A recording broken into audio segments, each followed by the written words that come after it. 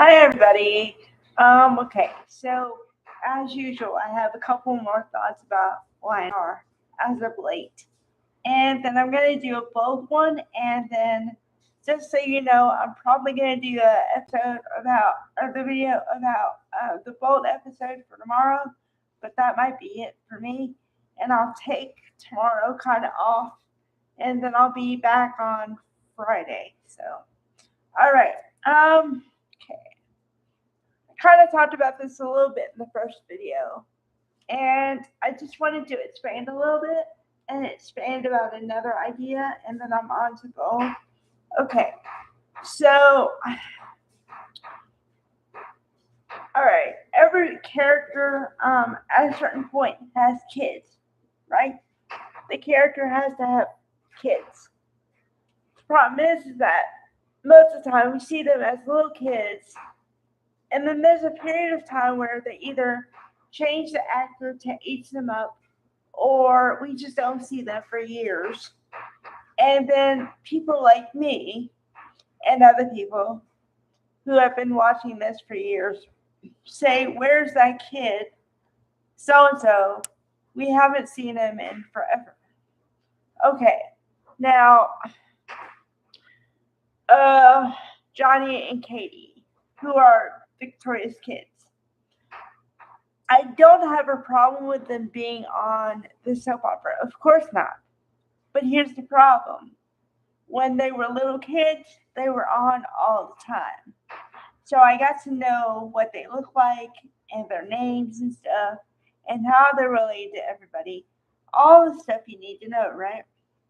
Well, then they disappear for a couple of years and they come back as teenagers or almost teenagers. And you're like, what? Okay, clearly they aged them up. But then if you're not careful and say that you have a kid who's a teenager, but say like under 18, like 13, 14, they're not going to do too much with them unless they want to do like a life lesson thing. And the thing is, okay, I'm going to pull from another soap opera for 1 second to make a point. Okay. Okay. Back in the 90s, when I was a teenager too, they used to have teen storylines, especially in the summer, to bring in the viewers. But then it was kind of weird and slightly didn't make sense because they had to know they were going to lose some of their viewership when the kids went back to school in the fall. But during the summer, they would have teen central storylines, teen centric, whatever you want, you know? Okay, so the storyline I'm thinking about is on One Life to Live. And the reason I remember it so vividly was because it featured Erica Slezak and the actress who was playing Jessica at the time. The reason I don't remember her name is because she had 3 portrayers over the life of the character.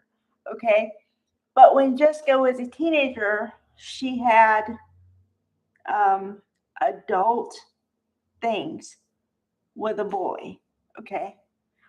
But, and this is widely known now, her mother did not want her. Her actual mother did not want her to have this storyline unless the character of Jessica was going to learn a lesson from doing this. So they had the character of Jessica become pregnant after that. Okay? Now they don't do that. Now, if the only time they have adults, whatever, is mostly because you can see it coming, they're in a relationship or whatever. Otherwise, they just don't do it anymore. So my point with that is, okay, with this generation of kids, you can't do storylines like that. Or you could, but they're not prone to do them anymore. So What I'm saying to you is that if they have 14, 15-year-old kids, they're not going to do anything until they become 18 years old. Because you could say that 18 is the age of consent on both sides, right? Okay, so once again, why they have the characters of Katie and Johnny, I don't know, because they never use them. And, I didn't think about that side of it until it was kind of like in my head for a while. And I was like, oh, that might be the problem. Well, I mean, kind of, you know what I mean? So, yeah. Okay. Now, all right. I have two thoughts, two kind of sides of my head about this other storyline. And the storyline I'm talking about is Diane and Jack and Diane. Which I can't say Jack and Diane because every time, I'm sorry. Okay, I know they're having a serious storyline. I don't mean to dismiss it. I'm saying whenever I say the words Jack and Diane, the song from John Mellencamp goes in my head. Can't help it. 80s child, okay? So, okay. But being serious for a second. I can kind of understand why Diane would be scared or kind of cautious about her relationship with Jack in the beginning. When she came back on the scene after supposedly being unalived for a while and hiding it from her own son and yada, yada, yada. Okay? I can see that. But haven't they been married for like 2 years now? I mean, really? And they've been in a relationship for years. And apparently it was a foregone conclusion that they were going to get married if she ever showed back up. Okay? So why is she still like insecure about their relationship? I don't get it. I mean, how many times does Jack have to say, I love you, I'm not going anywhere, and you're part of the family? How many times does he have to say that until you believe him? Because in real life, REAL life, if you're a woman and you act like Diane's character is acting, the man will leave you. Or if he doesn't leave you, he wants to leave you because people want to be with other secure people.